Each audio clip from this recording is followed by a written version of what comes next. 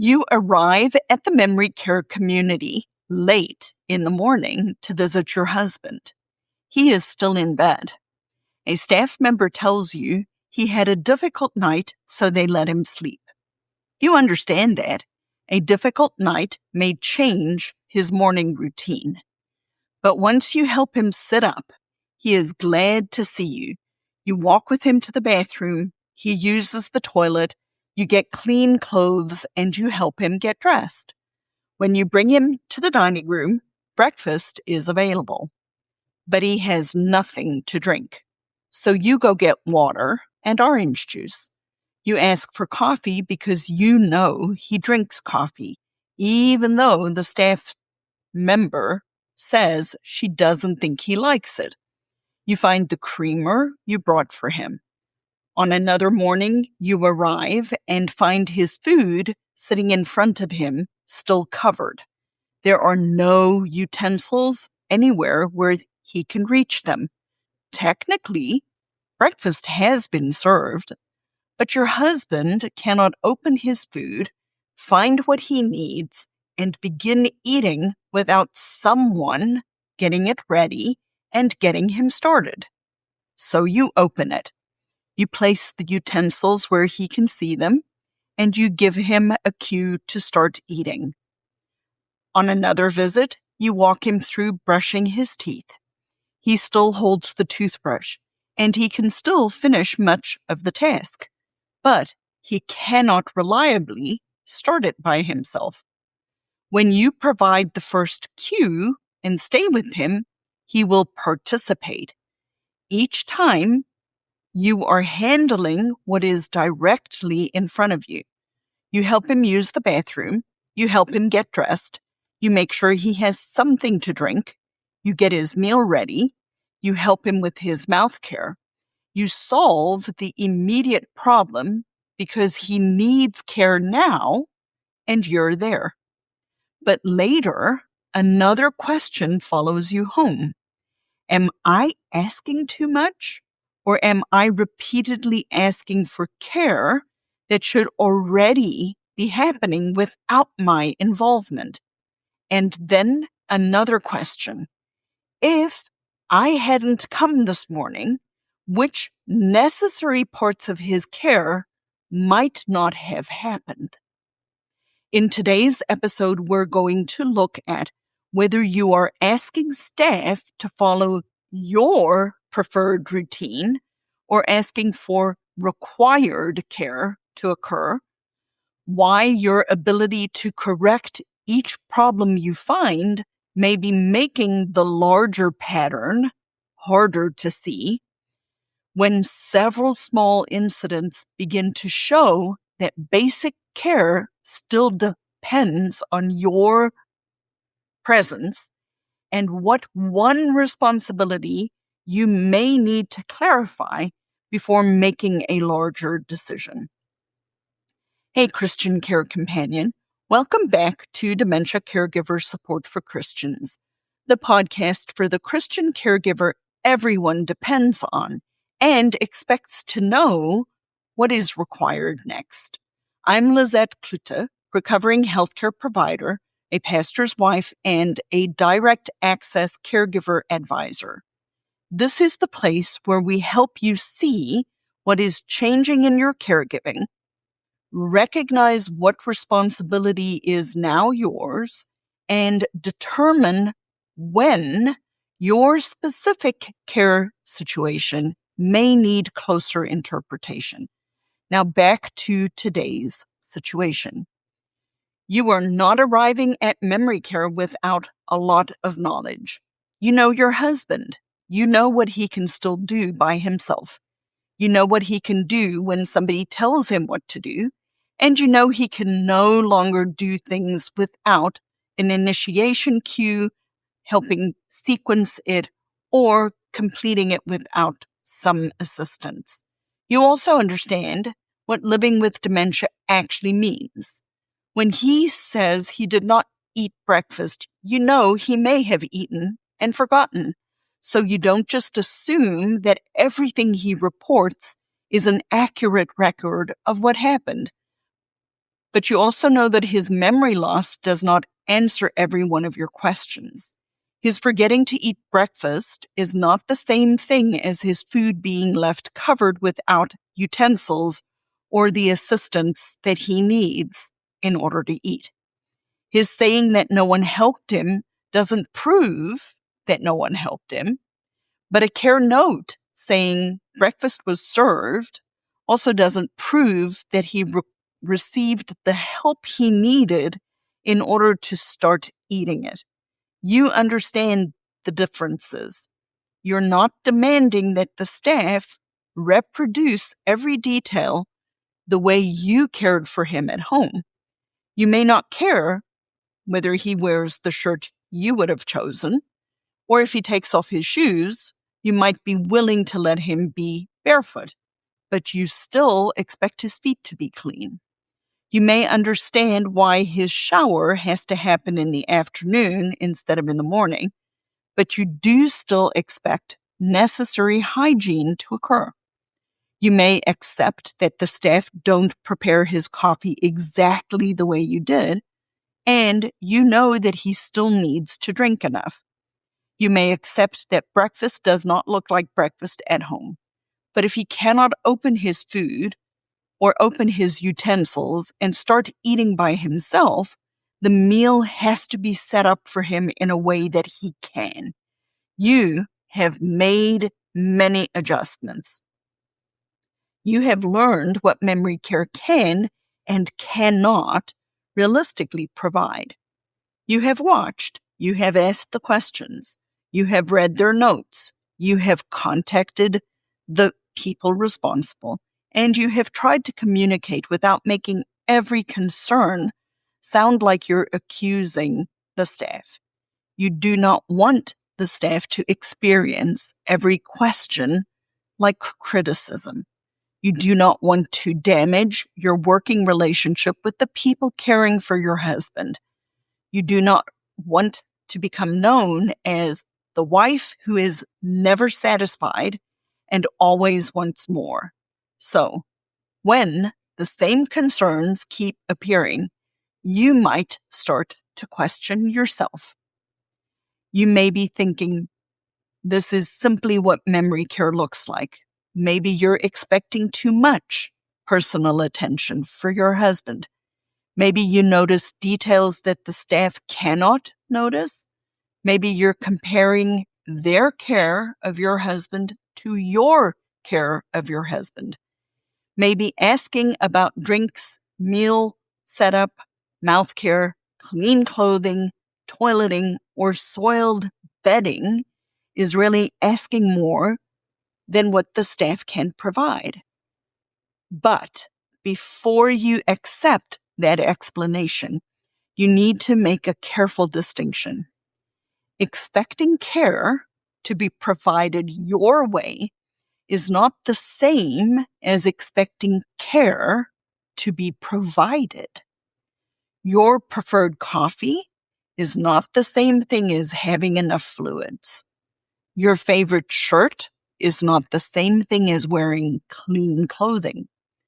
Your familiar sequence is not the same thing as basic necessary hygiene.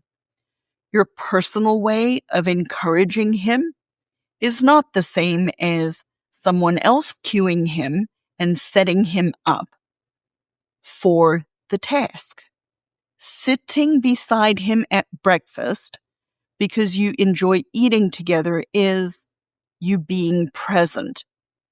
Opening food, giving him the utensils, making sure that he is drinking enough, and helping him begin a task because he cannot do it by himself anymore is required assistance. Those are not the same expectations. You're not asking the staff to become you. You're asking whether your husband is receiving the care he now requires and depends on from other people to initiate and carry through. And when that basic care is missing, you're stepping in. That is what makes this so hard to interpret. Because you are competent, his immediate need gets met. You see the food, you open it. You see the missing drink and get one. You notice that his mouth is dirty and you help him brush his teeth. You notice him wearing dirty clothing, so you help him change. You help him use the bathroom. The problem in front of you disappears because you know what he needs and how to help him participate and get the task done. Your competence is protecting him, but it can also keep the larger pattern from becoming visible. Memory care record may show that breakfast was served and your husband may eventually eat, but the record may not show that he ate because you came, you opened the food, you found the utensils, you provided the drinks, and you helped him start. Maybe he's wearing clean clothes by noon, but the arrangement might not show that he was dressed because you found him in bed that morning and completed the morning routine yourself. His teeth may be brushed, but no one may recognize that it only happened because you supervised and took care of it.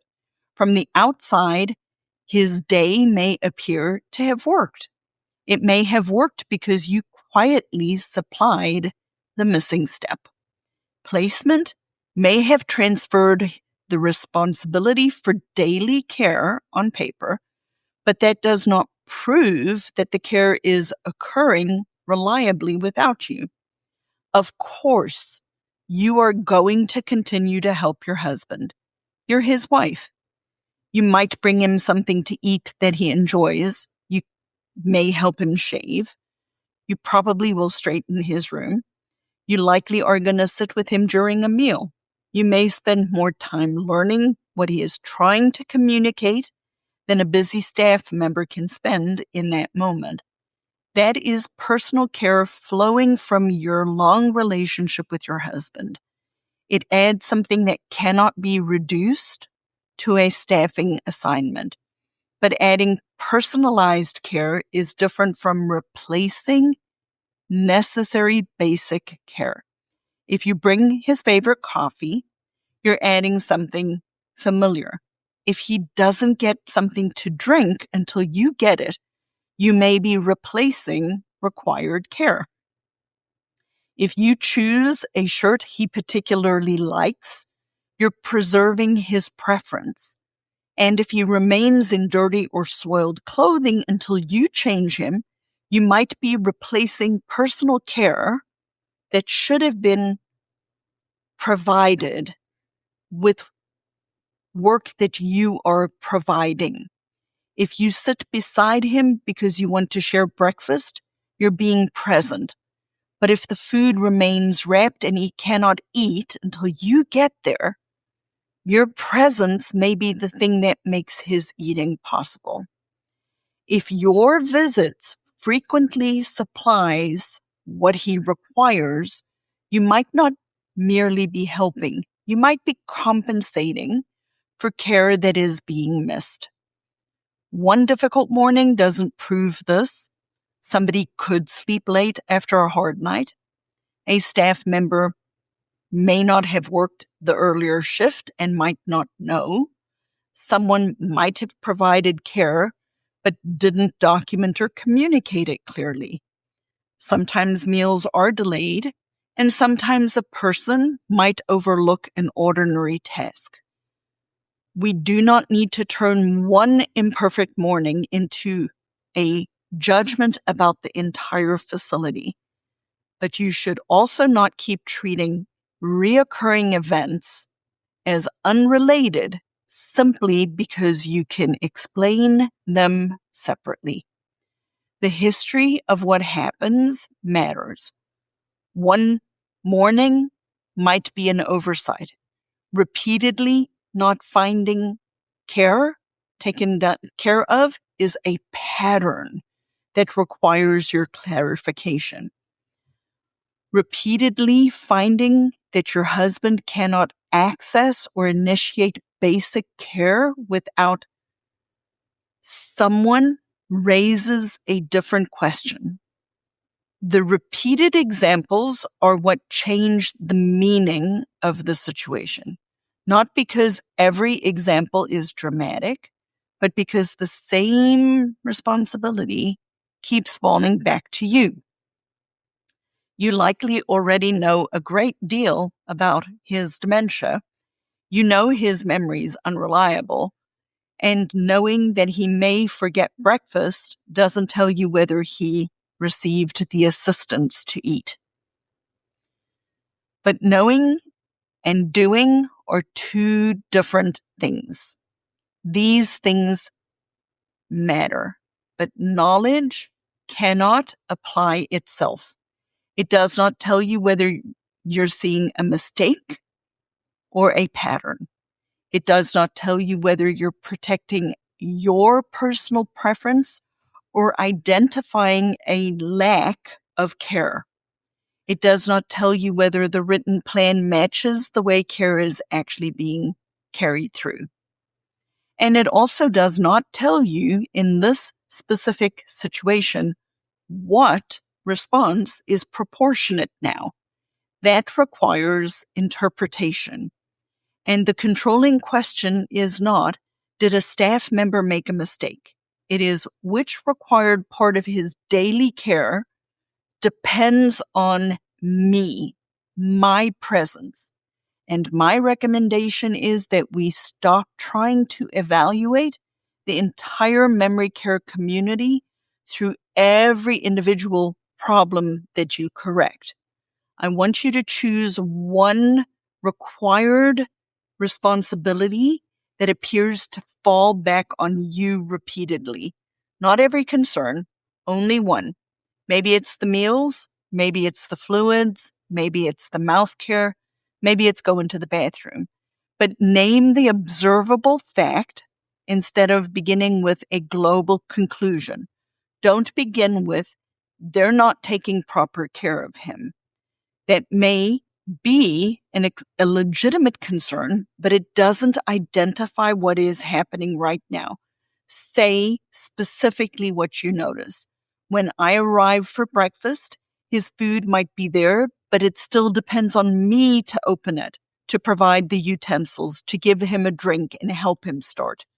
Or his mouth care is completed only when I come and initiate and cue it, but I cannot determine whether it occurs when I'm not here. Then make a specific request.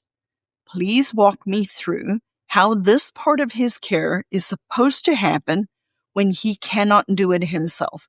And how do you know it has happened when I'm not here? This request keeps the conversation on your husband's actual needs. It does not accuse the staff of being neglectful. It doesn't demand that the task be completed exactly like you would complete it. It asks who carries the responsibility, how the task is adapted to his present ability, and how the community he lives in now knows that it has happened. What the care plan should say is one thing. What you have repeatedly observed may be another. Neither of these facts should simply be discarded. You have to look at them together. It does not yet decide whether this specific facility is negligent. It doesn't require that you decide whether your husband needs to move right now. And it does not require you to resolve every one of your concerns immediately. What I'm asking you to consider is clarifying one responsibility before making a larger judgment.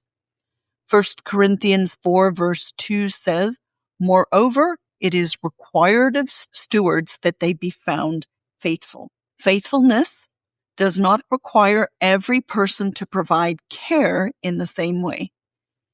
A staff member cannot be his wife. They do not have the same history, knowledge, or relationship that you carry. But faithfulness does require each person to carry the responsibility that the Lord has entrusted to them right now. Memory care accepted responsibility for certain parts of his daily care. You retain responsibility as his wife and as a person participating in his care. Your faithfulness does not require you, obviously, to disappear after placement. It requires you to notice, to ask questions, to be there for him, and speak when necessary care is not being provided. But your faithfulness also does not require you to quietly complete every missed task so that the arrangement can appear to continue to work. You can be faithful without becoming the person on who his daily care still depends. So, return to these two questions. Am I asking too much? Or am I asking whether required care is happening without me? And if I had not come this morning, which necessary part of his care would not have happened? Do not use your answer to decide your entire future. Use it to identify one responsibility that now needs to be clarified. Expecting care to be provided your way is not the same thing as expecting required care to be provided. And when the same basic care repeatedly depends on you, asking about it is not asking for more. It is asking whether the responsibility that has been entrusted to the memory care is being carried out reliably. Now, if this is your situation, your loved one lives in a memory care, and you cannot determine whether your requests are reasonable or not, or whether his basic care is being missed, go to dignicarebydesign.com/start and complete the assessment called What Does Your Caregiving Situation Require Next? Bring your specific responsibility that keeps falling back to you, what the community may say should happen, and what you have observed. You do not need to decide whether your loved one needs to move before you begin. This assessment will help you determine whether this is one concern that the community can correct or not, or whether the larger caregiving situation now requires direct access caregiver advising. So go to dignicarebydesign.com/start and complete your assessment called What Does Your Caregiver Situation Require Next? And as I end all of my podcasts, or try to, may the Lord bless you and keep you, and let's see you in the next episode.